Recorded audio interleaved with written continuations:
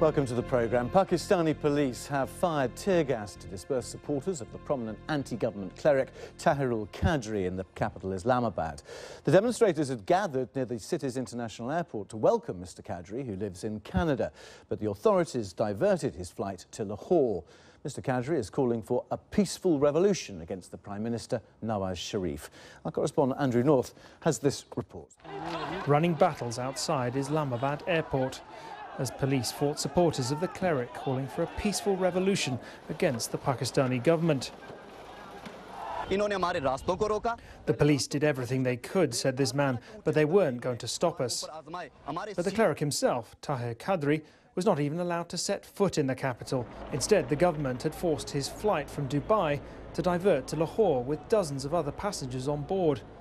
Critics say it's yet more overreaction to a marginal political figure who spends most of his time in Canada. Last week, at least 8 people died when police opened fire on Mr Qadri's supporters outside his party offices. But there's widespread suspicion here that his campaign is being encouraged by Pakistan's powerful military following recent tensions with the government. And it was taking no chances around the capital, blocking all the major roads with trucks and shipping containers. It's pretty extraordinary that the leader of a fringe political party can provoke a reaction like this from the Pakistani government, which has even gone as far as to divert a commercial airliner to prevent Tahirul Qadri from landing here in Islamabad. It's a sign that just over a year since Nawaz Sharif's government was elected, it's feeling very nervous. Andrew North, BBC News in Islamabad. Well, the peace talks between the Pakistani Taliban and the government have come to a halt after the attack on Karachi's international airport. Let's speak now to Jan Mohammed Achaksai, who is the spokesperson for one of Pakistan's most influential religious leaders, Maulana Fazlur Rahman.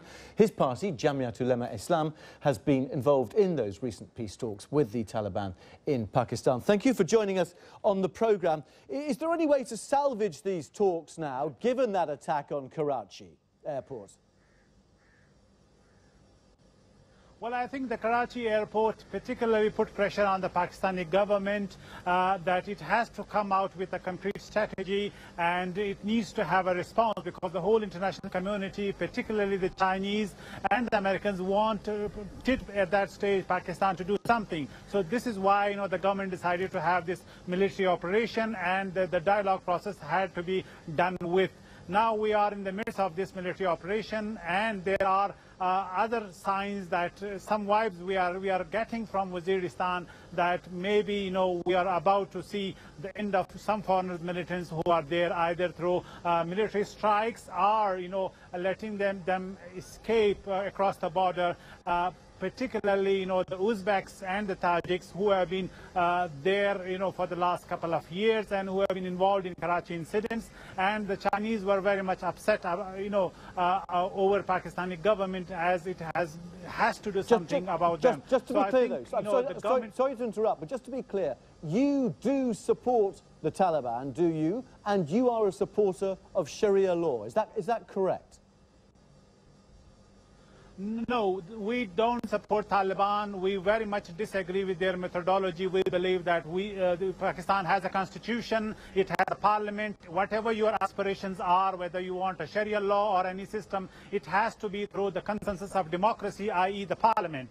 So we simply, clear this line in the sand to the Taliban that we don't buy your methodology, we don't buy your narrative. However, we disagree with the government as to how we can diffuse that militancy, because they had a narrative. We thought that it needs ideological narrative to combat that. You have to stop the foot soldiers. You have to have a counter strategy with their mid-level commanders. And beside that, our past flawed policies, where the government of Pakistan had aspiration to have some sort of diplomatic role beyond its borders. But do you believe that there are good Taliban and bad Taliban? Because many would say, actually, that they're the one and the same thing, and that Pakistan is financing or training, or certainly has been instrumental in running both groups. We believe that Pakistan's writ should be restored every corner of the country. There should be no militants who is taking up arm against the state. That's what Constitution says.